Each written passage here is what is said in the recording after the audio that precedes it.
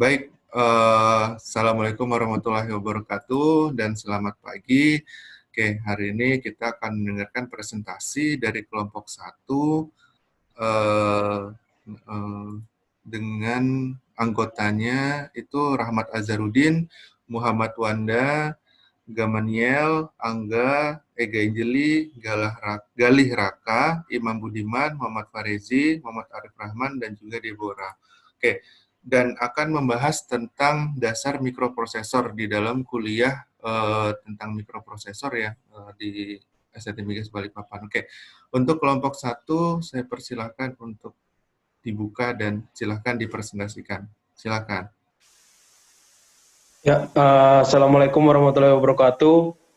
Selamat pagi, Salam, Om Swastiastu, Namo Buddhaya. Pagi hari ini, Alhamdulillah kita mendapatkan kesempatan presentasi. Mungkin tadi sudah diperkenalkan oleh Pak Riza, siapa saja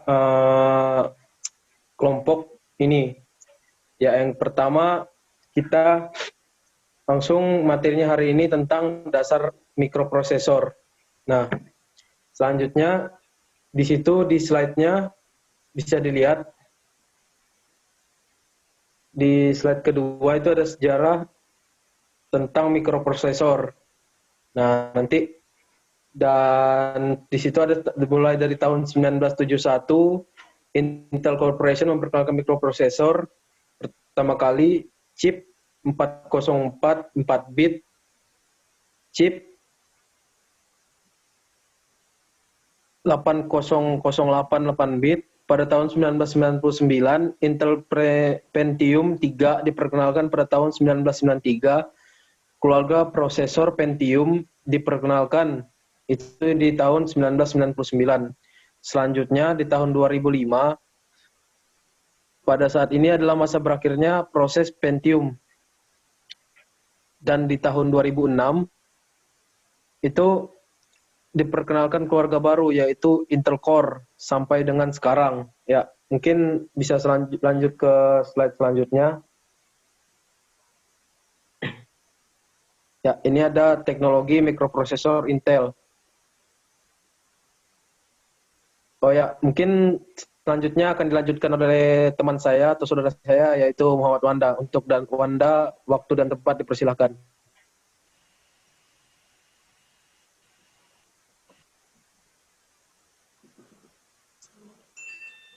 Tes.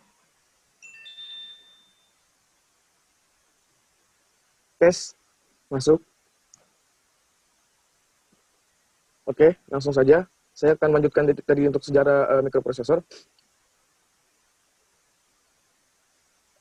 Mikroprosesor itu pertama kali dikenalkan oleh Intel Corporation pada tahun 1971 tadi, berupa sebuah chip Intel 404.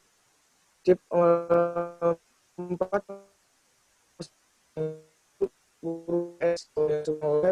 scale integration yang berikan chip LAC ini mampu menggabungkan waktu chip yang mampu menggantikan ratusan rangkaian dapat merupakan nama tujuan pesawat Starship Enterprise di film 8080 hanya membutuhkan 2 perangkat tambahan untuk bekerja. 80 terbuat dari store EMS atau MOS yang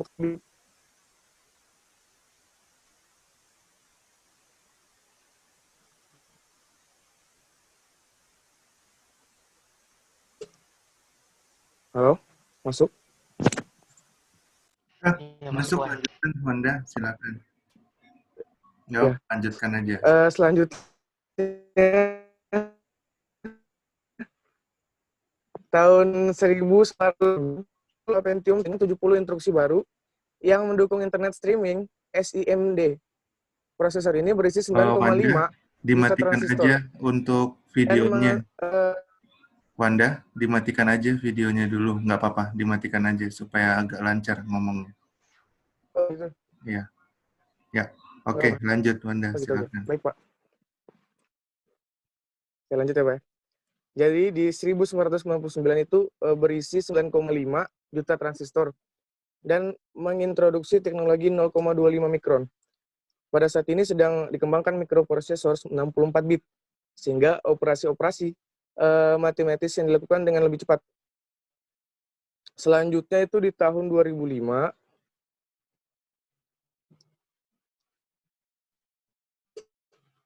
sebentar, tahun 2005 itu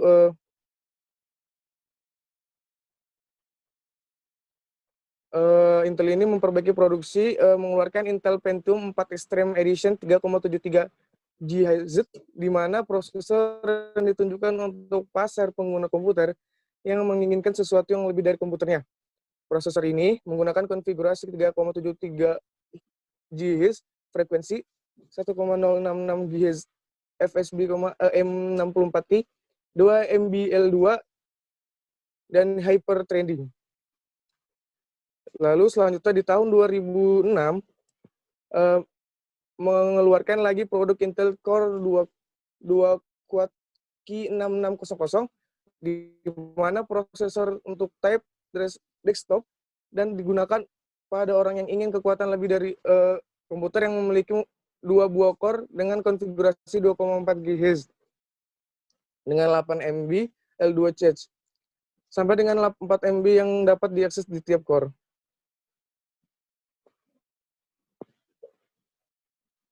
Untuk sejarah mungkin saya bisa menjelaskan itu aja. Selanjutnya saya kembalikan ke moderator. Halo, Muhammad Pariji. Ya, untuk slide selanjutnya, bisa dengar saya?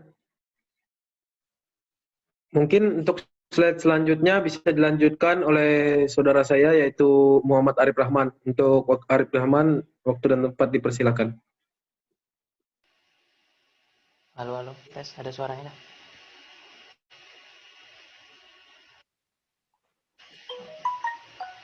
Jadi dilanjut ya.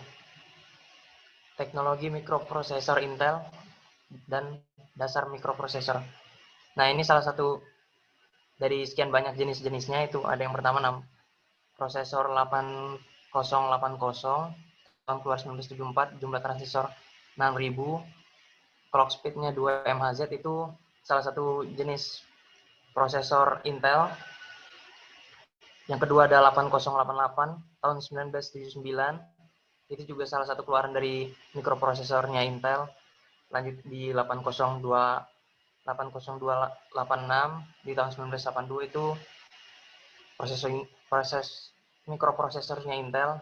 Sampai di Pentium 3 itu di tahun 1999, keluaran mikroprosesor Intel juga.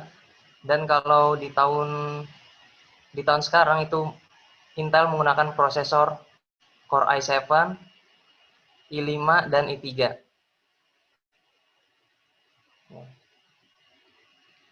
Sekian, bisa dilanjut di moderator.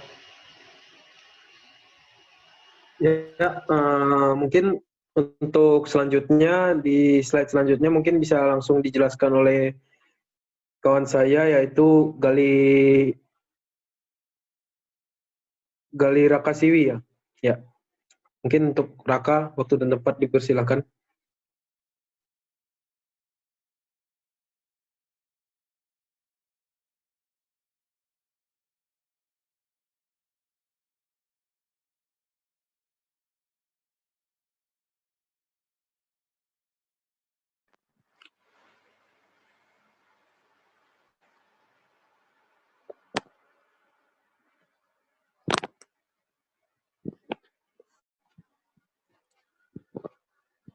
Baik, tes masuk.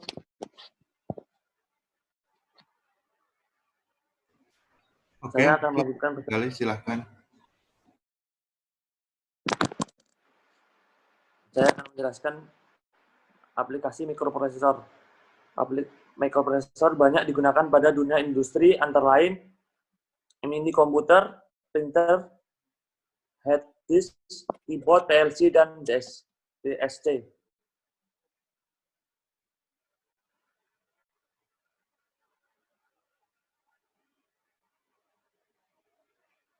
Jadi mikroprosesor banyak digunakan pada dunia industri antara lain mini komputer, printer, hard disk, keyboard, PLC, dan DSC.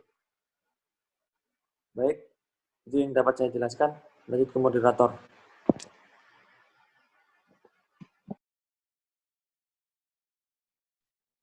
Pak, mohon maaf sebelumnya Pak, ini tadi saya baru dapat konfirmasi dari si Bayu Dwi Saputra. Dia katanya nggak bisa masuk Zoom, Pak. Bayu Dwi Saputra. Bayu. Lain kelompok Oh, dia. lain kelompok. Ya, tapi belum ada sih sekarang di ini belum ada informasi sih. Belum ada di ruang tunggu. Mungkin sambil ditunggu aja. Mungkin jaringannya mungkin. Nggak apa-apa. Lanjut dulu aja. Yang penting kita selesaikan kelompok 1 dulu aja, ya. Ya, Pak. Oke. Ya, selanjutnya mungkin bisa langsung dilanjut oleh Rahmat Azharuddin untuk slide selanjutnya. Silakan.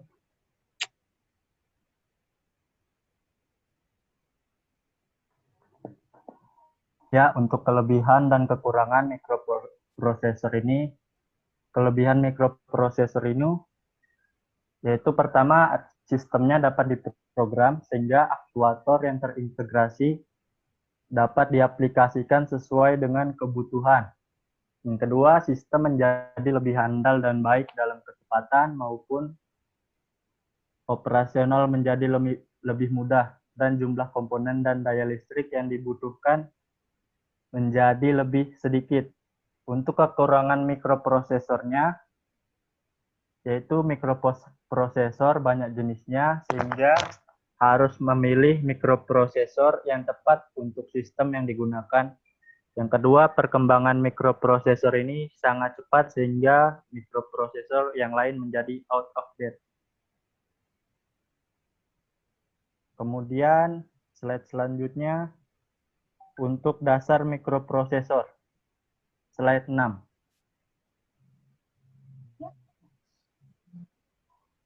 Slide 6-nya agak. Untuk slide 6 ada dasar mikroprosesor, yaitu mikroprosesor adalah sebuah chip integrated circuit yang di dalamnya terkandung rangkaian ALU, rangkaian kontrol unit, dan register-register yang biasanya digunakan sebagai otak atau pengolah utama dalam sebuah sistem komputer. Kemudian ada mikrokomputer, yaitu mikrokomputer adalah interkoneksi antara mikroprosesor atau CPU dengan memori utama dan antarmuka input-output yang dilakukan dengan menggunakan sistem interkoneksi antarbus. Kemudian ada microcontroller, yaitu gabungan antara mikroprosesor dan mikrokomputer yang dikemas dalam bentuk chip dan dirancang untuk melakukan tugas atau operasi tertentu. Ya, saya kembalikan ke moderatornya. Silakan. Ya, terima kasih untuk Mat. Mungkin untuk selanjutnya akan dijelaskan oleh kawan saya, yaitu Ega Angeli. Mungkin untuk Ega Angeli, waktu dan tempat dipersilakan.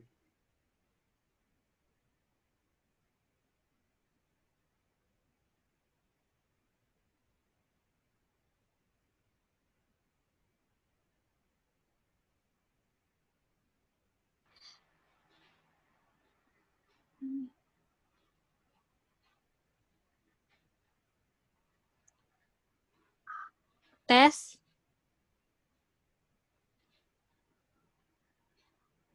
Pak, mohon maaf, nggak bisa nampilin. Ya, udah, oke. Udah muncul. Sudah. Langsung dilihat aja slide-nya. Saya akan menjelaskan tentang saluran mikroprosesor. Secara fisik, mikroprosesor memiliki beberapa saluran masukan maupun keluaran digunakan untuk sambungan dengan komponen pendukung sistem mikroprosesor. Saluran tersebut dikelompokkan sebagai berikut. Ini yang mengenai saluran data. Di saluran data ada dibagi beberapa bagian, yaitu bus saluran alamat atau address bus. Kemudian ada bus saluran kendali atau control bus. Kemudian yang ketiga ada bus saluran data atau data bus. Secara blok diagram, saluran-saluran yang terdapat pada aluran alamat atau address bus diperlukan untuk menentukan suatu lokasi alamat memori maupun lokasi alamat dari perangkat input ataupun output. Kemudian untuk yang memori itu pengertiannya pada mikroprosesor buatan Zilog dengan tipe Z80 juga memiliki kapasitas memori sebesar 64 byte. Kemudian yang kontrol 1/0 address. Selain terdapat alamat-alamat yang dapat digunakan untuk menghubungi perangkat ingatan maupun pada CPU Z80 juga memiliki alamat-alamat yang digunakan untuk keperluan penanganan perangkat-perangkat 1/0 sebanyak 256 alamat. Sebagaimana pengaturan alamat pada sistem ingatan, maka 1/0 ditangani oleh address bus bagian bawah A0 sampai A7 sebanyak 8 saluran.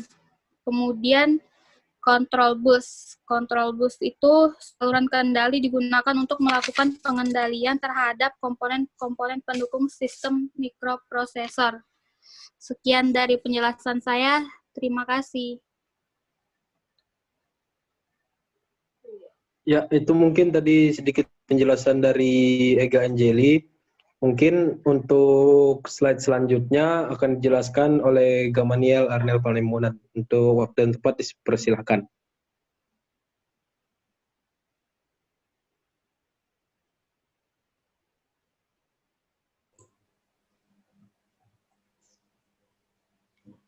Ya, terima kasih atas kesempatannya. Selanjutnya, saya akan menjelaskan mengenai saluran alamat.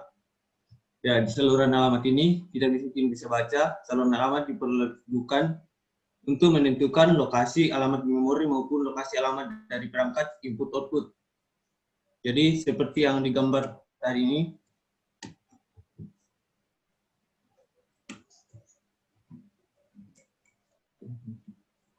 seperti di slide ke-7 tadi, bisa kita perhatikan bahwa dari prosesor itu masuk ke memori itu melalui saluran alamat.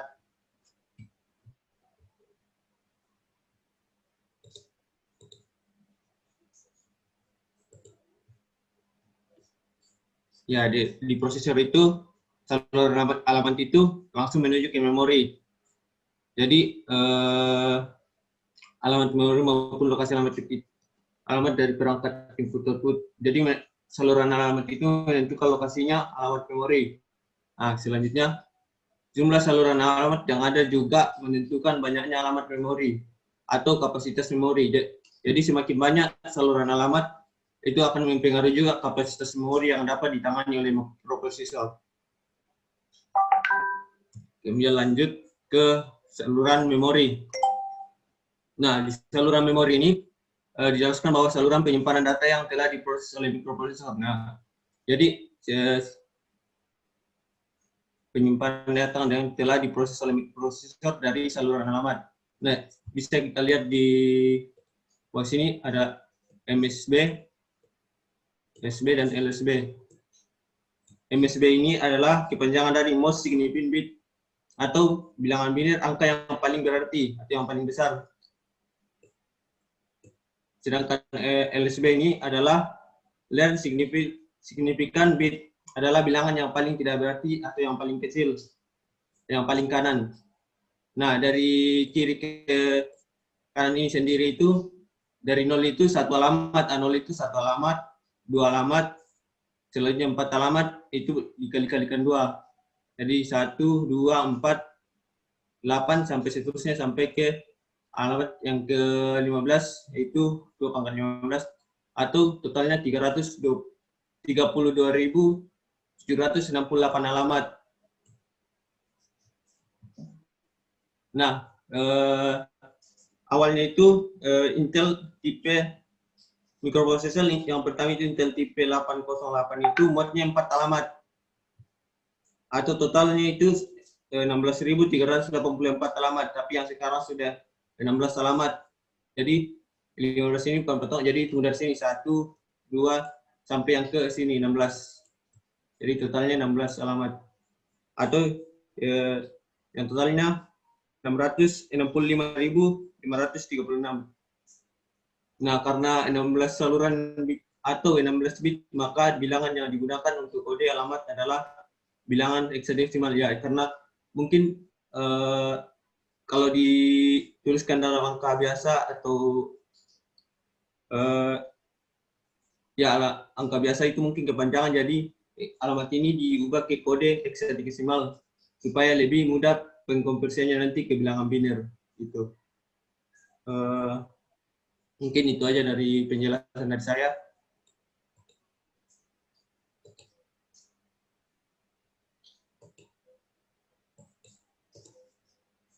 Saya kembalikan ke moderator. Ya, mungkin terima kasih atas penyampaian dari Gamaniel. Mungkin selanjutnya akan dilanjutkan oleh Deborah. Waktu dan tempat dipersilahkan.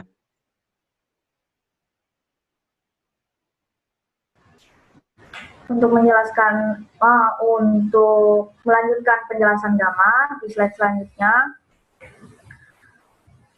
yaitu saluran I/O atau saluran input-output, yaitu saluran yang digunakan sebagai masukan atau keluaran dari mikroprosesor ke akumulator. Itu dijadikan ke kode heksadesimal. Alamat I/O adalah 00FF dengan saluran 16 I/O. Untuk penjelasan saluran I/O atau input-output adalah merupakan prosesor yang sudah diprogram. Program-program yang di-execute ini disebut channel program. Channel program ini menentukan operasi yang diperlukan untuk akses peralatan dan mengontrol jalur data atau data pathway. Sekian penjelasannya. Dilanjutkan oleh Imam Budiman.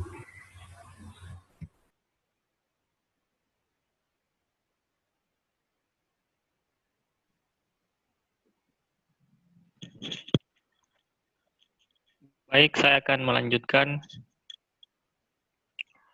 presentasi dari Deborah,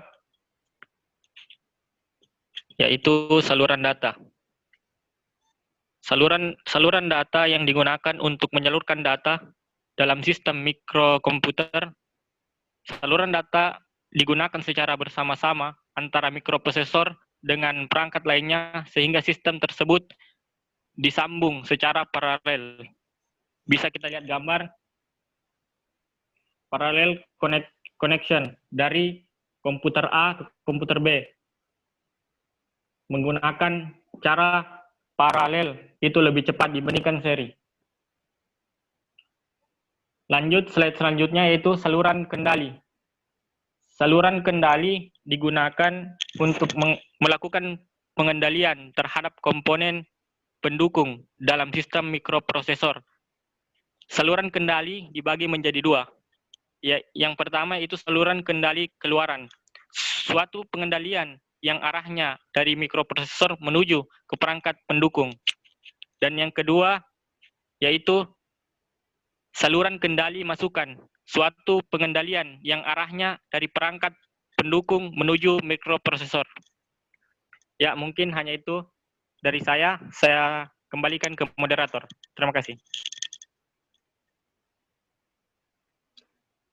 Ya, mungkin untuk selanjutnya langsung kepada Angga Januar Daniel, mungkin waktu dan tempat dipersilahkan.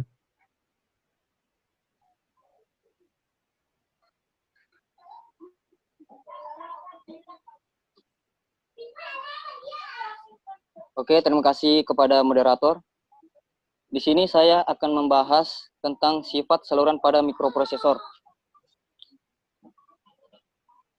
Untuk memperoleh unjuk kerja yang optimal serta dapat dihubungkan dengan perangkat-perangkat digital yang lain, maka saluran-saluran yang terdapat pada mikroprosesor harus memiliki sifat-sifat atau karakteristik tertentu yang cocok dengan perangkat-perangkat pendukung lainnya. Adapun sifat saluran sebagai berikut, yaitu sebagai kompatibel dengan sistem TTL, yaitu menyangkut level tegangan maupun arus pada kondisi logik 0 dan 1. Dan bersifat tri-state, yaitu dalam keadaan menunggu, sifat saluran selain dalam keadaan logik 0 atau logik 1 akan memiliki nilai impedensi yang tinggi, terutama pada saluran yang bersifat dua arah, sehingga akan sangat menghemat serta menyederhanakan sistem pengawatan dengan komponen-komponen yang lain. Karena lalu lintas data tidak diperlukan pergantian saluran, sehingga menyambungkan dapat diparalelkan. Rancangan bangunan mikroprosesor. Dalam sebuah mikroprosesor terdiri dari bagian-bagian yang satu dengan yang lain, saling melengkapi dan mendukung dalam memproses serta menerjemahkan berbagai macam instruksi yang diberikan kepadanya. Untuk selanjutnya dikerjakan, kemudian setiap menerima instruksi selanjutnya. Susunan dari bagian tersebut dikenal sebagai rancang bangunan dari sebuah mikroprosesor atau mikroprosesor arsitektur. Nah, pada slide ini terdapat sistem ALU, CPU register, interaction register, CPU sistem kontrol sinyal, data bus control, dan address bus control. ALU, apa itu ALU? ALU merupakan singkatan dari Arithmetic Logic Unit, yaitu bagian yang berfungsi untuk memproses pengolahan instruksi yang berhubungan dengan proses aritmatika dan logika. Contoh operasi logika, misalnya AND dan OR. ALU bekerja sama dengan memori, di mana hasil dari perhitungan di dalam ALU akan disimpan ke dalam memori. Kemudian CPU register. CPU register pada bagian ini terdiri dari register-register yang dapat dipakai secara umum, general purpose register, yang dapat diakses secara langsung, dan register-register yang dipakai secara khusus. Contoh pada mikroprosesor Z80 memiliki 22 buah register yang terdiri dari 3 grup, di mana CPU register merupakan alat penerjemah kode biner tertentu pada CPU. Kemudian interaction register. Pada bagian ini berfungsi untuk menerjemahkan kode-kode biner tertentu yang masuk melalui data bus diubah menjadi instruksi-instruksi yang dapat dimengerti dan dapat diolah pada unit pengolah pusat CPU. Dan selanjutnya juga akan mengendalikan bagian-bagian terkait yang terdapat dalam mikroprosesor Z80, misalnya address bus, data bus, dan control bus. Kemudian CPU sistem kontrol sinyal. Pada bagian ini berfungsi untuk memberikan sinyal-sinyal kendali pada bagian-bagian yang terkait sehingga segala kendali baik secara hardware maupun software dapat dikendalikan lewat kontrol sinyal sistem dengan cara memberikan suatu level sinyal logika untuk dapat mengaktifkan bagian-bagian yang terkait, misalnya saluran reset diberikan logik 0, maka itu diaktifkan. Maka bagian kontrol sinyal sistem ini akan mereset isi register PC dan isinya akan disalurkan saluran alamat. Saluran data akan difungsikan sebagai masukan untuk dapat menerima data instruksi dari perangkat memori. Sebaliknya, jika ada instruksi yang berhubungan dengan alamat, maka isi PC akan diset sesuai dengan instruksi kemudian akan disalurkan ke saluran alamat dapat digunakan oleh instruksi selanjutnya. Kemudian database control. Pada bagian ini berfungsi untuk mengendalikan saluran-saluran data sebanyak 8 bit sesuai dengan sinyal kendali dari CPU kontrol sinyal. Saluran bus data dapat berfungsi sebagai saluran masukan input, saluran keluar output, dan dapat juga dalam keadaan floating, berimpedensi tinggi. Contoh pada slide ke-13 ini, data bus control memiliki dua arah, yaitu kanan dan kiri. Yaitu artinya dia dua arah masuk dan keluar, dan hanya terdiri dari 8 bit. Kemudian address bus control. Address bus control adalah pada bagian ini berfungsi untuk mengendalikan saluran-saluran alamat sebanyak 16 bit untuk digunakan dalam pengalamatan perangkat-perangkat memori, perangkat input dan output, dan sebagainya. Dan pada address bus control ini, dia hanya memiliki Ya, sekian dari saya. Saya kembalikan ke moderator.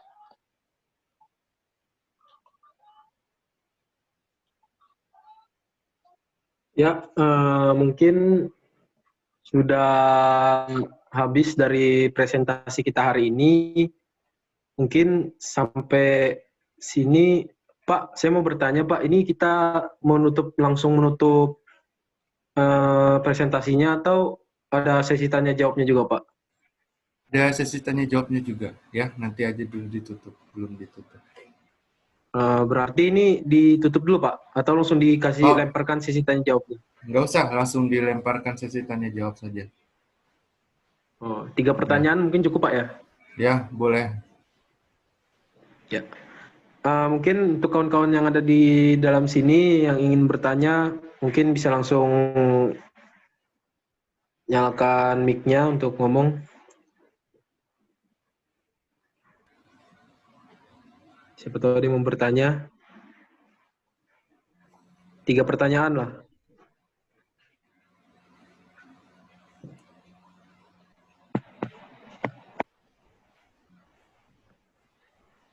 Ada yang mau bertanya, Kak? Warahmatullahi wabarakatuh.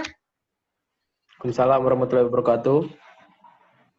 Asis, perwakilan dari kelompok 4 ingin menanyakan tentang itu yang 00 strip FFF. Itu pembedanya apa? Maksudnya kan tadi di situ ada input atau output. Nah, 00-nya itu input, FF-nya itu output kah? Atau ada penjelasan lainnya? Coba, Mut, mungkin bisa diperjelas lagi, Mut, yang mana tadi? Yang slide-nya gambar, ya stop. Stop di sini yang ini selalu. kah? Ya. Ya. Jadi Terus? di sini ada yang 0000 strip FFFF. Nah, itu maksudnya apa? Ya.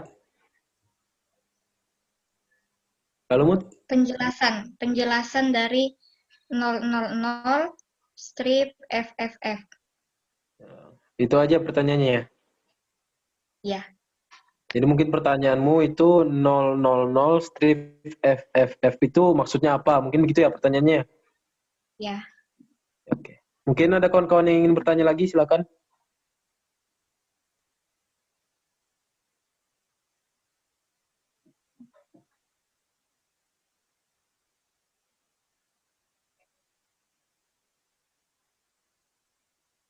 Baru 1 pertanyaan dari Mutia Asis tadi.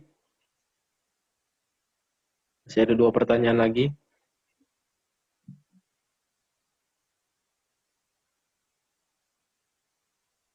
Atau cukupkah 1 pertanyaan aja? Kawan-kawan yang lain bagaimana? Sambil dijawab aja pertanyaannya, kalau memang sudah tahu jawabannya, silahkan siapa ini yang bisa menjawab. Ya, mungkin saya ulangin lagi pertanyaannya dari Mutia Asis tadi. Dia bertanya tentang yang di slide-nya Gamaniel tadi, yang ada tulisan 000 FFF itu maksudnya apa? Mungkin kawan-kawan bisa langsung menjawab. Oke, terima kasih atas pertanyaannya. Saya mencoba menjawab apa maksud dari bilangan 0000 strip FFF ini. Jadi ini bilangan desimal. Mungkin untuk mengingatkan lagi di mata kuliah apa kemarin itu di semester 4 kemarin yang teknik digital. Mungkin bisa diingat kawan-kawan, ini adalah pengkonversian. Jadi bilangan ini sudah dikonversi atau bilangan yang disebut bilangan heksadesimal yang dikonversikan dari bilangan biasa supaya kode alamatnya itu lebih pendek. Jadi supaya lebih mudah juga dikonversikan lagi ke bilangan biner gitu. Mungkin itu aja penjelasan saya, bisa dipahami. Ya, oke. Ya, bagaimana untuk tadi 00 itu adalah bilangan heksadesimal. Dia 4 bit kan, 4 deret kan ya, benar dari kuliah teknik digital ya, benar ya Gamaniel. Saya tambahkan sedikit. 00 itu berarti artinya dia posisi paling minus. paling kiri ya, mentok kiri. Kalau misalnya FF itu mentok kanan. Ya, jadi 0001, 0001, 0012, 0001, 0011, 0010 dan seterusnya sampai dia FF ya. FF ini karena kan bilangan hexadesimal itu pakainya 16 bit, berarti dia di sini 4 digit. Ini udah benar. Kalau bilangan 2 kan yang bit itu kan dia cuma 2. 00 sampai 15 ya kan. 15 nilainya. Sorry, kalau ini 000 yang itu baru 9999 baru naik ke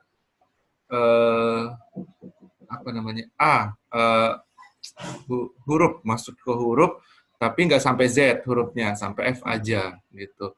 Tapi 4 tingkat ya. Jadi kurang lebih seperti itu. Ini untuk kode. Kalau misalnya kalian ada yang pernah ngedesain ini kan pakai kode warna ya. Kode warna itu udah banyak deretannya, bukan heksadesimal lagi, dia lebih banyak lagi karena semakin kesini warna-warna itu semakin banyak gitu ya, semakin kecil-kecil, ada kuning emas, kuning daun, kuning apa, macam-macam, ada hijau daun mungkin, ada hijau lumut, ada apa, udah macam-macam, hijau pun udah hijau, kuning, merah pun udah punya versi masing-masingnya seperti itu. Jadi yang mau dijelaskan di sini adalah memorinya yang dijelaskan sama Gamaliel ini adalah heksadesimal gitu. Jadi heksadesimal itu cuma 16 bit, masih 16 bit ya. Sedangkan laptop kita itu udah 64 bit minimal. Jadi bayangkan salurannya udah lebih gede gitu. Sekarang pun juga sedang dikembangkan yang 128 bit, cuman mungkin belum masuk pasaran. Oke. Itu mungkin tambahan dari saya. Dilanjut, silahkan ada yang mau bertanya lagi atau mungkin ada yang masih belum jelas, saya coba bantu. Dari kelompok 1 juga mau bertanya, boleh silahkan. Jadi supaya lebih clear di sini.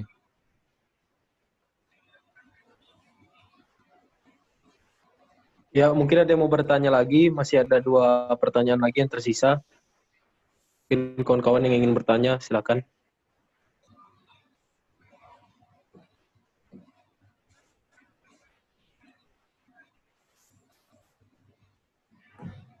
Ada yang bertanya, Pak? Oke, kalau tidak ada yang bertanya, sampai di sini dulu berarti kelas, nggak apa-apa gitu. Berarti apakah semua sudah clear ya? Kalau memang sudah clear, nanti bisa dilihat videonya ini malam ya, bagi yang tidak hadir di sini ya, nanti bisa dilihat rekamannya gitu. Kalau memang sudah tidak ada yang ditanyakan dan memang sudah jelas, oke, mungkin kita tutup aja ya. Oke, silakan Pak Rezi ditutup saja untuk presentasinya. Ya, mungkin kalau tidak ada pertanyaan lagi, cukup sekian presentasi dari kami. Mohon maaf jika ada kekurangan kata atau ada kata-kata yang salah. Terima kasih. Assalamualaikum warahmatullahi wabarakatuh. Shalom, selamat pagi, Om Swastiastu, Namo Buddhaya. Ya, Sekian, terima kasih. waalaikumsalam warahmatullahi wabarakatuh. Salam.